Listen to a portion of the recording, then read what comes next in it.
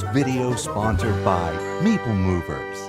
No minimum order, no subscriptions. Free shipping on every item, every day. At meeplemovers.com. Hello and welcome to Brent's Got Game. I'm Brian, and today I've got a game called Bunny Kingdom. Bunny Kingdom is a 2 to 4 player card drafting game designed by Richard Garfield and published by IELLO. In this game, players draft cards and use them to expand their kingdom by developing fiefs, constructing cities, farming resources, and gathering parchments. At the end of each round, players harvest and score points based on the strength and wealth of each fief. The game is played over 4 rounds, and then final scoring takes place by revealing and scoring all of your parchments. These contain secret goals or have treasures on them that score you big points, and then the player with the most points wins. So let's check it out, and I'll show you how to place bunnies, and I'll tell you what a fief is, and how to build the finest Bunny Kingdom. To set up, place the New World board in the center of the table, and then take the level 1 cities and place them on all of the ones that look like they have cities on them. So this is level 1. Level 2 has 2 little carrots, and they're a bit bigger. And level 3 are huge, and they have 3 of the carrots on top. So, put level 1 cities on all of the cities.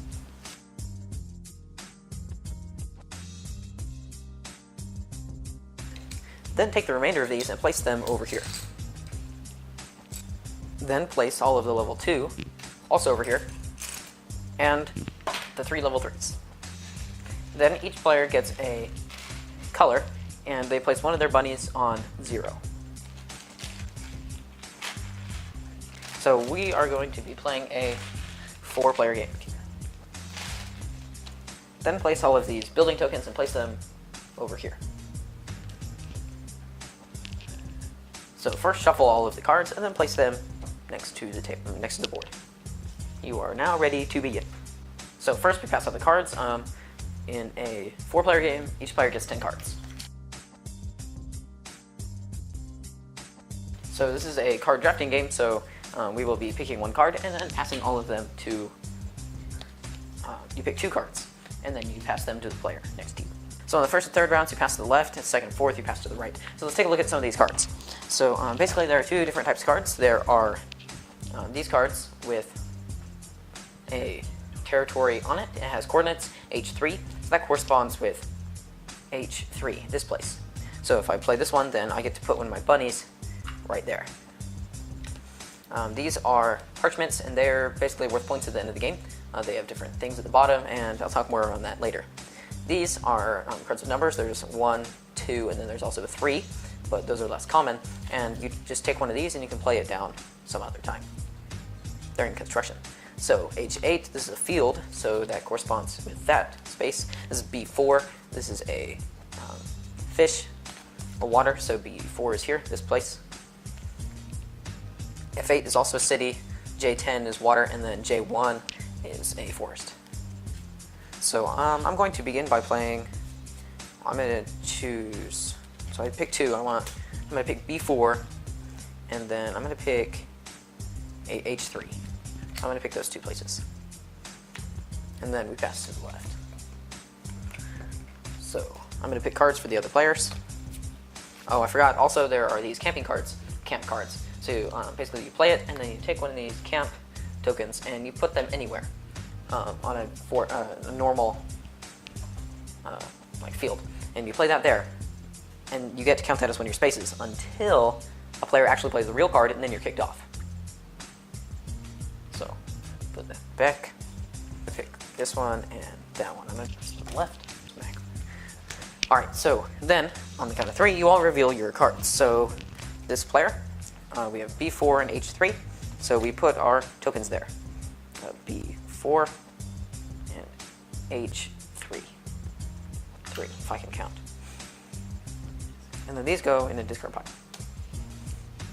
This player did both resources. So this is a market, and it is all 3.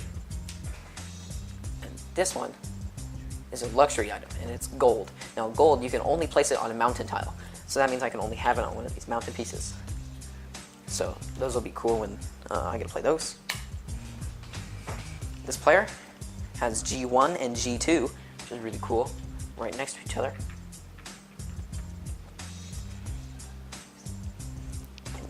And this player has E7, and they get a level 2 tower.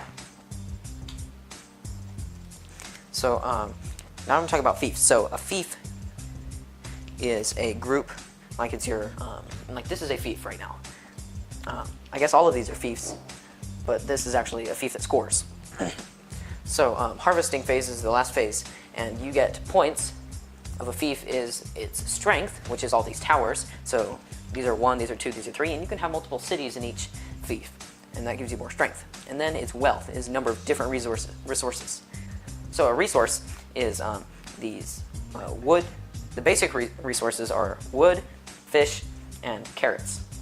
Now you also have these luxury ones that can, instead of just having 3, you can have 4 with the gold, and then there's also a crystal, a pearl, some carrot dust, and some other stuff also. So the more unique resources you have, the more points you get. So you continue doing this, drafting and playing, until all the players have played 10 cards. One more thing is if you take a parchment, you don't play it, you just stick it underneath, you face down where nobody else can see it. That will help you score points at the end of the game. Like this one here is 1 point for each fief you control. So that will give you 1 point for every fief. And then there's a bunch of these with lots of different things. 12 points if you can control at least 9 cities. If you have 12 points, 20 points if you produce 7 wood, just a whole bunch of different things. Okay. So in the second phase you can build. So something you could do is I could put this on one of my guys, and now he produces 2 different resources. Or in a case like this, he now produces 1. Also, you can take towers that you have and build them down. So let's say I'm the black player here, and I could play this here. So now I'm producing 1 resource, but I multiply it by 1, 2, 3, 4. I'm sorry, 1 times 4, not 3. That 4 points. Now over here, he has 2 wood, but you only score every unique resource, so he only gets 1 point. So then you use this track. So we've got 1. Let's put this over here. So he gets 2 points. He's got 1. This guy over here gets 2. And pink, I don't believe gets any points. Well, we could. Here, pink now has. Actually, let's do something that kind of makes sense. Let's go. Oh. No, let's go 1 here, so pink gets a point. And this here. Right now it won't make very many points, but later it will, as soon as it matches up with others. So we scored that, and now we deal out 10 more cards, and we play another round. So after the end of the 4 rounds, scoring after every round, you reveal all your parchments and score those. So we've got 1 for each fief you control, 12 if you control at least 9 cities. This one is just straight up 2 points. And over here, you have this one, which is 1 point for every city you control, and the city is each one of these. Then this player has 2, 4 for every fief that you control that has 4 things on it, 4 territories, and then plus 1 point for every carrot you have. So as you can see, there's lots of cards, so you won't run out, but you will go through a lot of them before the game ends. So you score up all your points after the rounds, add these points, and the player with the most points wins. That's how to play Bunny Kingdom. Okay, I've got my dad here for a parent's opinion. So Dad, what do you think of Bunny Kingdom? I really like Bunny Kingdom because I'm a sucker for drafting games. The theme, I don't know, I guess... You don't like bunnies? Building kingdoms? Well, everybody likes bunnies. What was that? Especially ones that build kingdoms. Yes. Craftsman bunnies. So components, you've got the cool plastic bunnies, and then you have the really cool cities, and those are, they're very detailed, and there's a lot of them for the 1, 2, and 3, and they're all different. Yeah, those are pretty cool. Well, they're all different, but 1, 2, and 3 are different. They have had problems with the towers falling off. We kind of keep ours in bubble wrap. Yes, ours are in bubble wrap. So they don't break. But yeah. Yeah. The cards... I don't think there's anything special about the cards. There's no finish, and they're a little bit flimsy. Since this is a drafting game, I probably would sleeve them. Yeah, sleeve them. I haven't yet, because I don't have sleeves lying around. Well, we've got like a jumble of mismatched sleeves sitting. And then the board. Yeah, so that we were kind of talking about this. It's like a littler board that doesn't like fill the entire box, but they were like giving out larger boards. Yeah, so earlier this year, Yellow announced that they were giving out free, full-size, boards, which is cool. Yeah. That's the one complaint that I hear the most about Bunny Kingdom is it's just really crowded. Yeah. But the art on the board is pretty awesome. That is really good. Yeah. Speaking of art. So all of the cards are different, except for like some of them that are the same card. But each and every card has different art, and it looks really, really good. You got your bunnies with the war paint, or you've got your bunny with his hat and his whip. Yeah, true to Yellow form, they really do a great job with the art. And they kind of played, had some fun with some puns on a few of the parchment cards. And those sorts of things. So those are cool. But yeah, like you said, everything is, unique artwork when it comes to, the carrots and the harbors and the forests and, really cool. and all that stuff. So strategy. This game has a lot of strategy. It's a drafting game, so you pick your cards. It's a little bit different in a two-player game. You've got like an extra stack that you add a card to your hand every time, so it mixes it up a little as cards. I actually kind of like that a little bit better than the normal. Yeah, I really play. do. I really do like that mechanic for a two-player draft. I don't know if it has a name. If it does, the Yellow Bunny Kingdom draft. Put it in the comments. Well, no, Richard Garfield did the same thing in Treasure Hunters, if you remember. If I remember. Because when you draft with two players, you're just handing the same cards back and forth. So adding a card into the mix. So they implemented another one. But you don't just add one card. You can also trash a card. Yeah. So that way you can kind of stab the other guy in the back a little bit and say, "Oh, I know he really wants H4." Throw that away. And then the camp tokens are really cool. Picking up space, and then multiplying the distinct resources by the number of towers. So something that we were kind of talking about was you don't want a whole bunch of itty-bitty fiefs, but you don't want like one super large one, because there's only so many resources you can have. So you want like a bunch of medium-sized ones. Yeah, and it gets really tough. And it gets really, really close by playing with different strategies.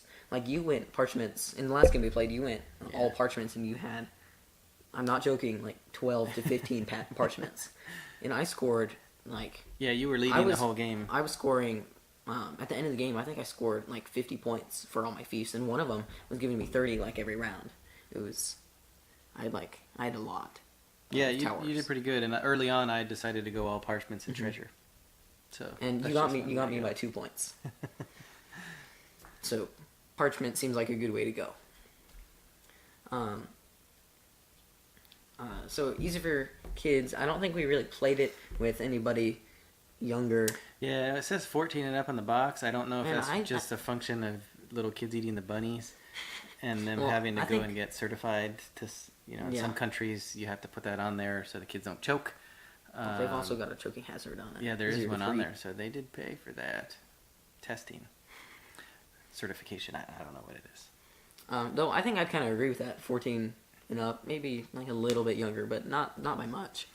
Yeah, I mean, there's nothing really that hard about the mechanics. It's like there's a lot of reading, so you don't want too young, and then it's really about like picking which card, what's the optimal card. You might give away an optimal card for one that will help you in the long run, but it really just it's just picking the cards. Yeah, and maximizing your towers and your strength and your bunnies and your resources and all that stuff. Something we forgot in the how-to is there's also the buildings. I explained like the camp and the luxury items, but I forgot to mention the sky towers. So sky towers are really big. So if you build off in the corner where there's only like fish and the far back corner, like J10 or whatever, is there's a city and then there's a fish and wood, but there's no carrots really close. So you could use a sky tower, so you place the little token there and you put a sky tower over there and it links it, so then that's all one fief. Yeah, you're right. I would probably stick with probably high school, although when you look at the box you're like, oh, cute bunnies, family game. But yeah, it's probably kind of more geared towards it older. I really do like the art. It's really cool. Yeah. On that. So what type of person would like Bunny Kingdom? I think bunnies would like this game. if your bunny can play a game. And bunnies that ride horses. Bunnies that wear war paint.